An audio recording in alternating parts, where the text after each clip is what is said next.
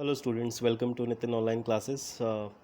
So in this video we are going to discussing the chapter development of class 10. So in the same context we are going to talk about the limitations of average income. So last video में हम लोगों ने बात की थी कि किस तरह से डिफरेंट कंट्रीज़ के बीच में कंपैरिजन होता है और वो कंपैरिजन का जो आधार होता है the basis of the comparison is income. So income में भी नेशनल इनकम और एवरेज इनकम टर्म्स होते हैं, but we believe in average income. तो मतलब average income is the total income of the country divided by its population. तो उससे average income आता है. तो एवरेज इनकम से हमारा जो कंपैरिजन होता है कंट्रीज़ का वो काफ़ी इजी हो जाता है. बट एवरेज इनकम के भी अपने लिमिटेशंस हैं, वो हम लोग इस वीडियो में डिस्कस करेंगे. देखिए सबसे पहले तो आपको ये लाइन सेंटेंस ध्यान से पढ़ना है, because the answer is in this sentence only. While averages are useful for comparison, they also hide disparities. First line below average income. तो averages are useful for comparison, मतलब कंपैरिजन के लिए useful तो होता है, but they hide disparities. Disparities का मतलब होता है असमानताएं. वो असमानताओं को हाइड कर लेते हैं. ठीक है, कैसे कि मतलब वो ये बताते नहीं कि किस तरह से इनकम जो है वो लोगों के बीच में डिस्ट्रीब्यूट हुआ है. एवरेज इनकम तो निकाल देते हैं. तो एवरेज इनकम का मतलब ये हुआ कि सभी लोगों का इनकम जो है, जो एवरेज इनकम हमारा आता है, मान लीजिए एक कंट्री का average income, just an example, 100 rupees आता है. तो इसका मतलब क्या है कि उस कंट्री में रहने वाले हर किसी मेंबर का, हर किसी पर्सन का जो इनकम है वो 100 रुपीज़ है.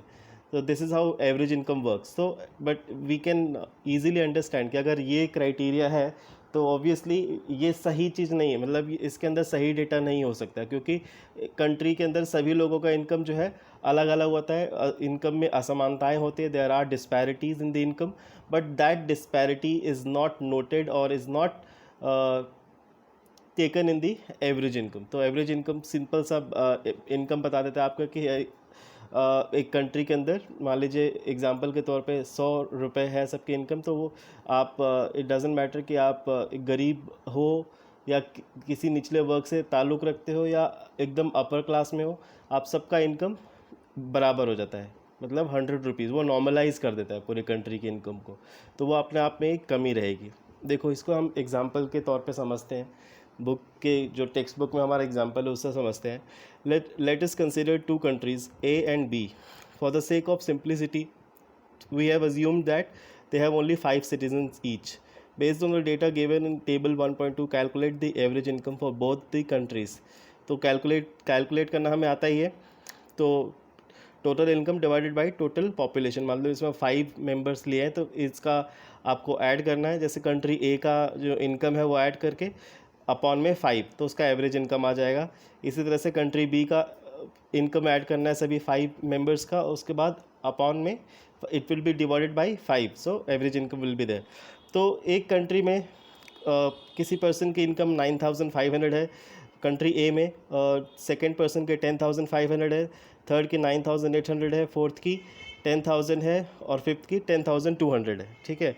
और इसी तरह से कंट्री बी में है जिसमें 1 2 3 4 के 500 ईच है और फिफ्थ के 48,000. ठीक है, 48,000 है. तो अब देखो, अब इसके अंदर जो एवरेज इनकम आएगी वो सबकी एवरेज इनकम बराबर आ जाएगी दोनों कंट्रीज़ में. तो ऑब्वियसली जो कंट्री बी है जिसके अंदर सबको 500 मिला और किसी एक को 48,000 मिल रहा है, इस मतलब इसमें हमें समझना क्या है कि इनकम इज़ वेरिएबल. हर किसी की इनकम सेम नहीं होती. ठीक है, किसी को बहुत ही कम मिल रहा है और किसी को बहुत ज़्यादा. तो एवरेज इनकम इसको नॉर्मलाइज कर देता है, but that does not tell the exact figure of the country. That's why these are the limitations. ठीक है. तो while will you be equally happy to live in both these countries? किस country में आप रहना पसंद करोगे? देखो जिस तरह से इसमें एग्जांपल दिया गया है उस तरह से आप लोग को हम लोग कंट्री ए को ज़्यादा चूज़ करेंगे. क्यों? क्योंकि उसमें सबकी इनकम ऑलमोस्ट बराबर है या उसमें डिस्पैरिटीज़ बहुत कम है. और एक दूसरी तरफ कंट्री भी है जिसके अंदर ज़्यादातर जो पॉपुलेशन है उसकी इनकम बहुत कम है और कुछ लोगों की इनकम बहुत ज़्यादा होगी. मतलब there will be huge difference between the income of an average person and of that particular person, ठीक है। तो आर बोथ इक्वली डेवलप्ड। अब यहाँ पे अगर हम कंपेयर करेंगे तो ऑब्वियसली एवरेज इनकम से दोनों बराबर आ जाएंगे, राइट, दोनों का एवरेज इनकम सेम होगा। But is this practically right? You can answer it your self.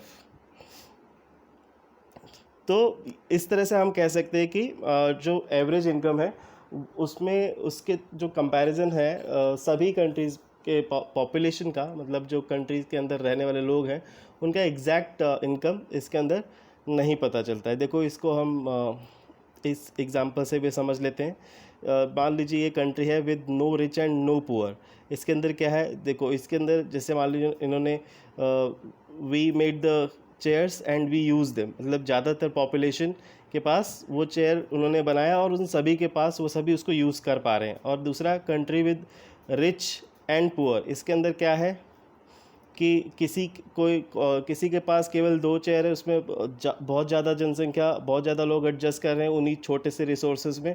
और किसी ने जिसके पास ज़्यादा इनकम है, जो रिच है, उसने अकेले 4 चेयर ले रखी है। इसका मतलब क्या है कि उस रिसोर्स पे ज़्यादा जो कब्ज़ा किन लोगों का है, जो थोड़े से रिच लोग हैं, right. We made the chairs and he took them. He is the one who has got money, who is rich. तो रिच लोगों के पास ज़्यादा रिसोर्सेस है, वो ज़्यादा सुविधाएं यूज़ कर रहे हैं, और जो पुअर है उनके पास कम है। तो यही हमें समझना था कि एवरेज इनकम से जो एक एग्जैक्ट फिगर है वो कभी भी नहीं आता। क्योंकि इट ऑलवेज हाइड disparities, ठीक है। While average income is useful for comparison, but it does not tell us how the income is distributed among the people। ये हमें समझना था। अब इसको हम एक और एग्जांपल से समझ सकते हैं। Just give me a moment, I will just help you out with another example।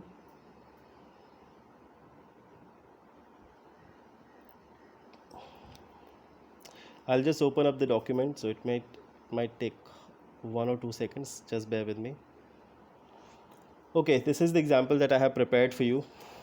अब आप देखिए इसमें averages are useful for comparison, they also hide disparities। अब कैसे हाइड करते देखो, कंट्री X है और कंट्री Y, ओके। हमने 2 कंट्री लिया है, X एंड Y। अब कंट्री X के अंदर क्या है, 5 पर्सनस हैं, 1 2 3 4 5, एंड उनका इनकम क्या है, 50 रुपीज़ ईच, ओके।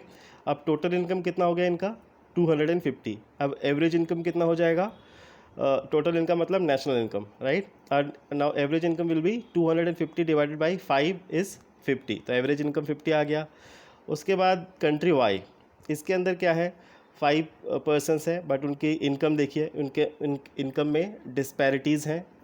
किसी की इनकम 10 रुपये है, किसी की 30, देन 50, पर्सन फोर्थ की 100, and then person fifth 60। Total income कितना है, 250 divided by 5 is equal to 50 again. So the average income is 50। तो अब देखो दोनों का एवरेज इनकम 50 आ गया, तो क्या दोनों कंट्री सेम डेवलप्ड है? नहीं। क्यों नहीं है?